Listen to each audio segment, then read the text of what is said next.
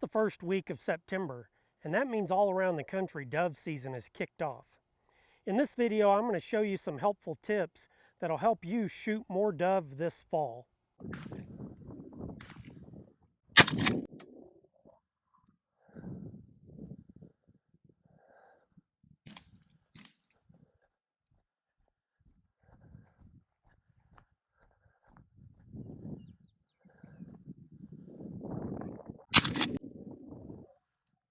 And feet of each other. Whenever you see a bird coming in, the first thing you have to do is do some mental gymnastics. You have to determine what is called the break point. Your break point is when you're planning on shooting that bird. Once you've established a break point, then the next important thing you have to do is proper footwork. You want to know what NFL quarterbacks, Major League pitchers, golfers, and shotgunners have in common? Everything begins with proper footwork. There are two basic mistakes that I see people make all the time. The first one is being squared up to the target. If we're looking at the camera as my break point, when you're squared up, it means your feet are literally spread apart as you're aiming at your target. This really causes you two problems. One, if you're a right-handed shooter, you cannot swing very fluidly to your right before you're going to run out of hip and trunk rotation. This is going to cause you to check your shot, which is going to make you miss the birds behind. The other thing it does that will really punish you with dove hunting is it does not create a good pocket for recoil. So when your gun is in your arm like this and you're shooting straight ahead, recoil is going to impact you directly into your shoulder. There's actually a medical condition called trap shooter's shoulder where you can get a stress fracture of your coracoid process from shooting and having that repetitive impact into it. You need to change your alignment so you can avoid those two parts of the problem. The other common mistake is to be turned sideways to where you're trying to shoot. Then if you're trying to shoot that way, you have a couple of problems as well. As a right-handed shooter, of course, you cannot swing to your left very well. Left-handed shooters will have the opposite mistake. They won't be able to swing to the right. The other problem this causes is another inappropriate pocket for recoil. You're going to end up with a big bruise down on your biceps when you shoot this way. Proper foot mechanics are if we determine our break point is at where the camera angle points at me and we see that bird coming, we need to step our front foot in that direction. It can be pointed directly at it, obviously. When you're shooting skeet, it's easy. Out in the field, it's harder. But you want to get that foot pointed mostly at it. Your back foot should then get to about a 45-degree angle turned out. Then when you shoot, you're going to be at your target and you've got freedom to swing a large degree in every direction. So if the bird is coming from right to left, I see that, I get my foot over where I want it to be when I shoot, and bang, I shoot. And your foot will then be pointed in a more appropriate direction. This will allow you to follow through better, which we'll also talk about in a minute. Another very common problem I've seen is not cheeking the gun properly. When you get your gun positioned appropriately, you should be cheeked up to the comb and you should be looking over a level barrel as you're following the bird to line up and make your shot. What a lot of people do is try and rush the shot and they don't pull up properly, and now they're looking over a barrel that's not correctly level. The bead is on the bird, but they end up shooting over the bird every time. So make sure you cheek that gun properly, have a level sight plane, and then you'll be able to hit far more birds than you'll miss. The next really common mistake I see is what's called checking the gun. This is when you stop your swing as you pull the trigger. This will cause you to shoot behind birds more often than you'll hit them. So what I mean by that is when you swing the gun and you shoot, you stop because you're looking to see if you hit the target. What you want to do is shoot and keep moving with the target as it falls. Here I have some clips showing follow through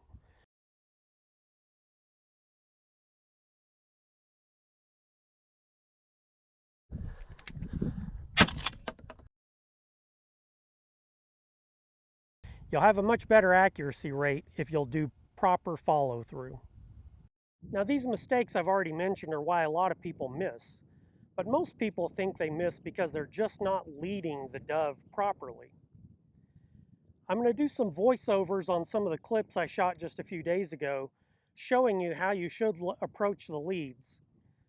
There's no one single video that can tell you how to lead properly for every single shot you can encounter in the field. Dove can fly as slow as 30 miles an hour and can easily hit 55 to 60 miles an hour. Okay, well, math kind of sucks, so I'm going to go through this really fast. If you need to hit the pause button, hit the pause button.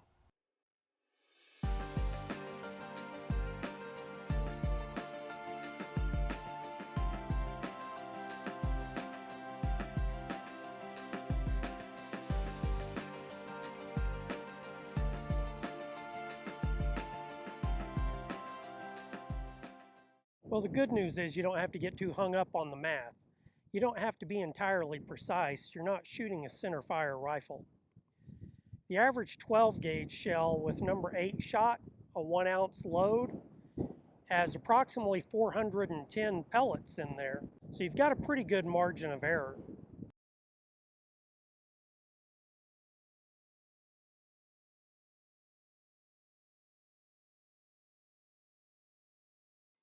Left to right passing shots are all about estimating the bird's distance and speed. Then track with the bird, squeeze, and do your follow through. This is a 4-foot lead on a bird that is 40 yards out. Here you see it again. Track and shoot.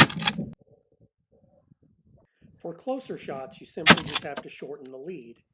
Here I use about a 2-foot lead on a bird 20 yards out. Shooting right to left is philosophically exactly the same. Estimate the bird's distance and speed, track the bird, do your follow through as you shoot. Here I'm shooting at a bird that's 30 yards away with about a 3-foot lead. Remember that bird is about a foot long. Use that as your gauge for making your leads. On a bird that's slightly closer, again just shortening the lead. One of the easiest shots is the bird that is elevated and flying away from you. Your aim point will be below the bird, and if the bird is angling left to right or right to left, you will need to lead slightly in that direction. Here you can see that again. One of the shots that many wing shooters seem to fear, but it's actually one of the easiest, is the elevated bird coming over the top of you. The reason people don't like this shot is you literally need to black the bird out with the end of your gun, so you can't see it in order to make the shot. You need to pace to get ahead of the bird, and then just squeeze the trigger, and if you do everything right, it should fall by your feet. Well, there are some birds that simply defy physics and aerodynamics. They just seem like they dodge your pellets. The only solution for these birds is to start banging the hammer, and you just have to take multiple shots. Even Neo couldn't dodge them all. Dude went Matrix.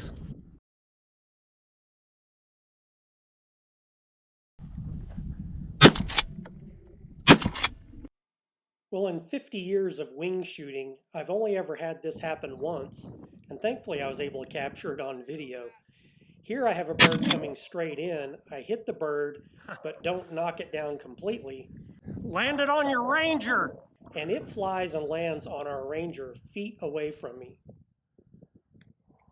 Then I have to flush it out, and I shoot it going away. Another thing that will really help you in the field is use consistent ammo. The difference between shotgun shells that fly 1,100 feet per second to 1,500 feet per second is a lead difference of 3 feet at 50 yards. That's a dramatic difference, so use consistent ammo and you'll be able to shoot more consistently. Another thing that's really important is to make sure you take shots you can make. If you take a lot of 50-yard shots, you're like a football team that calls a lot of Hail Marys. Every once in a while it will work, but most of the time it's not going to. You're really wasting ammo with that. If you are going to take long distance shots, you should probably use a full choke, because at 50 yards you can do everything right, and with an improved cylinder your pattern spread still makes you miss birds, simply because it spreads out too far at that distance. So a real important tip, take shots you can make. Another thing that's very important is practice before your season starts. A box of shells before the season can save you several during your hunt. I'd like to thank my buddies Chris, Gentry, Emma, and our wives for a fantastic dove hunt. I would also like to thank the Skull family and Two Rivers Ranch for incredible hospitality and some of the most amazing dove hunting I've ever experienced.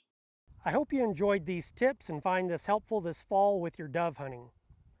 Thanks for watching, and if you haven't already, please hit that subscribe button.